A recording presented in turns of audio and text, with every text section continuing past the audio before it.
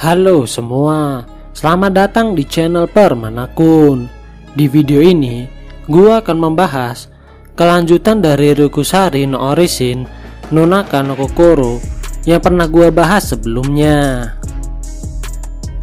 Di video ini, gua akan membahas kelanjutan cerita dari web novelnya yang dimulai dari chapter 5.28 sampai chapter 5.29. Oke, tanpa basa-basi, mari kita langsung saja ke pembahasan ceritanya. Cerita dimulai ketika zombie dragon bangkit kembali dan berubah menjadi metal dragon. Naga tersebut terbang ke langit dan kemudian menembakkan peluru cahaya ke arah kelompok Nozomu. Melihat bahaya datang mendekat, Tima, Veo, dan Andri Sensei memasang penghalang 3 lapis untuk menahan serangan tersebut. Peluru cahaya itu meledak dengan sangat keras setelah menghantam penghalang tersebut. 3 orang pemasang penghalang beserta Mars dan Mimuro, mereka semua terhempas akibat ledakan tersebut. Sesaat kemudian, Metal Dragon itu pun kembali dan menembakkan peluru cahaya ke arah Nozomu dan yang lainnya. Shina dan Irisdina bergegas maju untuk menangkis serangan tersebut. Shina menembakkan panah sihirnya Punishment of the Sea of Star dan Irisdina menembakkan sihirnya Spear of Abyss. Serangan dari kedua belah pihak saling bertabrakan dan terjadilah ledakan cahaya magis yang cukup kuat. Di dalam ledakan cahaya tersebut, Metal Dragon bergegas bergerak untuk memakan Nozomu. Dengan susah payah, Mars dan Mimuro menyerang naga tersebut dengan gabungan dari teknik Ki Dash Blade milik Mars dan sihir angin milik Mimuro, sehingga Metal Dragon pun terpental. Menanggapi instruksi Mars, Veo dan Tima bersiap menyerang naga tersebut.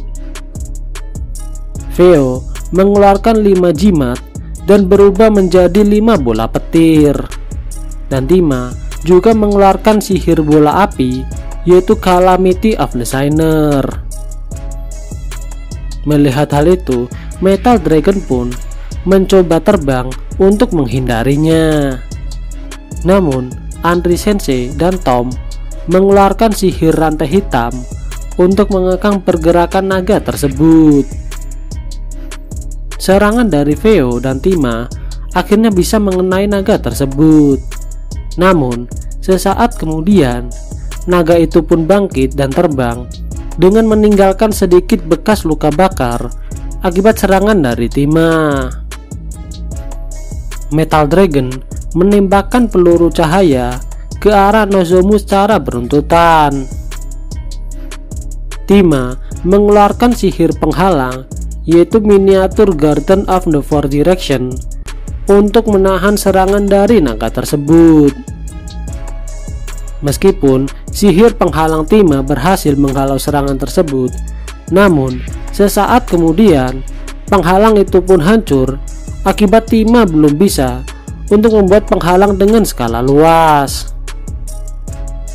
Tima terkena serangan peluru cahaya dari naga tersebut, dan setelahnya ia pun pingsan. Metal Dragon kembali menembakkan rentetan peluru cahaya ke arah Nozomu. Dengan putus asanya, semua orang berdiri di sekitar Nozomu untuk membuat penghalang. Mereka semua bersusah payah untuk menahan serangan dari Metal Dragon. Nozomu meminta semuanya untuk melarikan diri dan meninggalkannya, mengingat naga ini sebenarnya hanya mengincar Nozomu seorang. Namun, semua orang menghiraukan permintaan Nozomu dan tetap berada di sampingnya. Melihat teman-temannya sedang berjuang mati-matian, Nozomu yang sedang dalam perawatan non-sensei dan Somiya merasakan sakit di dadanya. Nozomu meneteskan air matanya dan hatinya dipenuhi rasa kebahagiaan.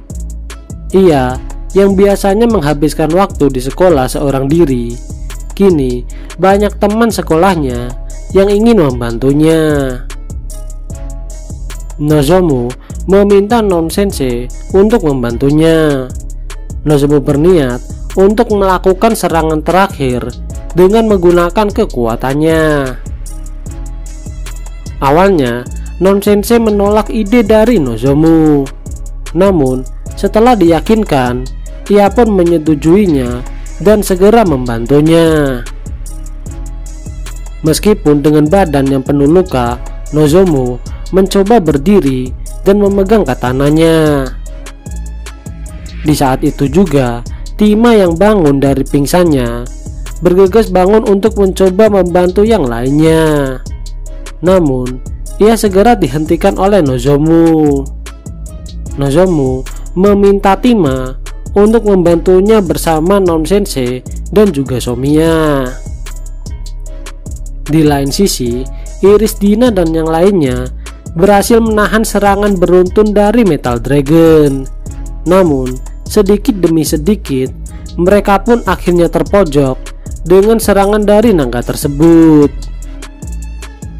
Metal Dragon mengubah serangannya dengan mengumpulkan cahayanya sehingga menjadi peluru yang jauh lebih besar.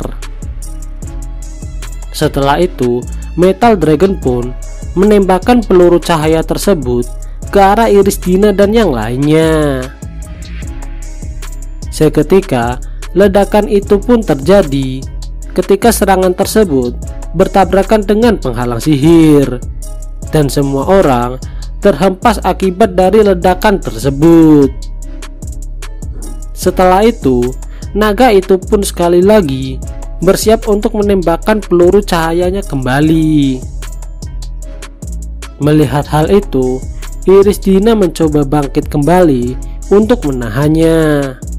Namun, akibat efek ledakan tadi, Iris Dina pun tak punya kekuatan untuk membuat penghalang. Di tengah keputusasaannya, tiba-tiba muncul massa angin yang telah dikompresi menghantam naga tersebut dan membuatnya jatuh ke tanah. Melihat hal itu, Iris Dina dan Shina pun terkejut. Rupanya, serangan tersebut berasal dari teknik Ki Driving Mass of Wind yang dilepaskan oleh Nozomu. Setelah itu, Nozomu pun berlari menuju Metal Dragon yang sudah bangkit kembali. Melihat Nozomu mendekat, Metal Dragon segera mengumpulkan sihirnya dan membentuk peluru sihir yang sangat besar. Sambil menatap rekan-rekannya, Nozomu kembali lagi menarik rantai pengekang kekuatannya. Seketika, mimpi buruk pengaruh Tiamat pun langsung memenuhi pikiran Nozomu. Tiamat berusaha kembali untuk mengambil alih tubuh milik Nozomu. Tiamat menciptakan ilusi gambaran tentang teman-teman Nozomu yang sedang diserang oleh Nozomu sendiri. Namun, kali ini Nozomu tak terpengaruh oleh niat jahat dari Tiamat, dan hal itu membuat Tiamat menjadi frustasi. Nozomu memecahkan ilusi Tiamat dan menyelam lebih dalam ke dalam alam bawah sadarnya. Di kedalaman alam bawah sadarnya, Nozomu menemukan gumpalan bola dengan 5 warna, dan setelahnya ia pun segera memecahkan bola tersebut. Kemudian 5 warna itu pun segera menyelimuti tubuh milik Nozomu. Tak berselang lama, setelah keluar dari ilusi Tiamat, Nozomu merasakan pengekang kekuatannya berhasil untuk diaktifkan tanpa kendali Tiamat. Metal Dragon menembakkan peluru cahayanya ke arah Nozomu. Kemudian Nozomu mengkompresi ki di katananya dan segera melakukan tebasan ki Vinesep Shield ke arah peluru cahaya tersebut. Serangan Nozomu berubah menjadi penghalang dan menahan serangan dari Metal Dragon. Kemudian Nozomu mengalirkan ki di tangannya dan meninju penghalang tersebut untuk memantulkan serangan dari Metal Dragon. Serangan Metal Dragon berbalik arah dan malah menyerang dirinya sendiri. Serangan itu menyebabkan banyak kerusakan pada tubuh Metal Dragon. Meskipun dengan kondisi luka parah, Metal Dragon kembali bergerak menuju ke arah Nozomu. Dengan kondisi yang juga tak kalah parah, Nozomu mencoba mengumpulkan kekuatannya kembali dan bergerak maju. Nozomu mengkompresi ki-nya dengan sangat ekstrim dan melepaskan teknik ki Phantom Flash dan mengenai naga tersebut. Dan segera naga itu pun mati. Di lain tempat, orang bertudung misterius sedang mengamati Nozomu dengan bola sihirnya. Ia berkata, tidak mungkin dia bisa menggunakan kekuatan Tiamat secara langsung. Dan fakta bahwa ia mampu menahan campur tangan dari Tiamat. Seperti yang diharapkan, transformasinya sudah dimulai. Namun, situasinya menjadi tidak dapat diprediksi. Untuk saat ini, salah satu tujuan dari orang misterius ini sudah terwujud. Ia berterima kasih kepada Nozomu dan meminta maaf karena telah berlebihan. Seketika datang bola cahaya yang ternyata adalah jiwa dari zombie dragon. Ia seolah mengatakan kepada orang tersebut untuk jangan khawatir.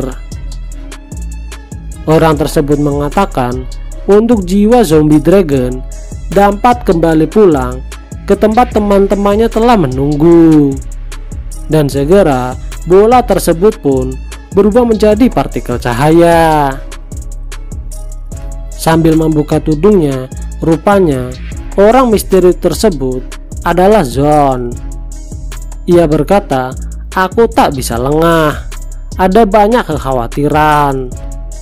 Masih terlalu dini untuk merasa lega. Tapi meski hanya sesaat, dia mampu mengendalikan kekuatan itu dan mampu mengalahkan Metal Dragon.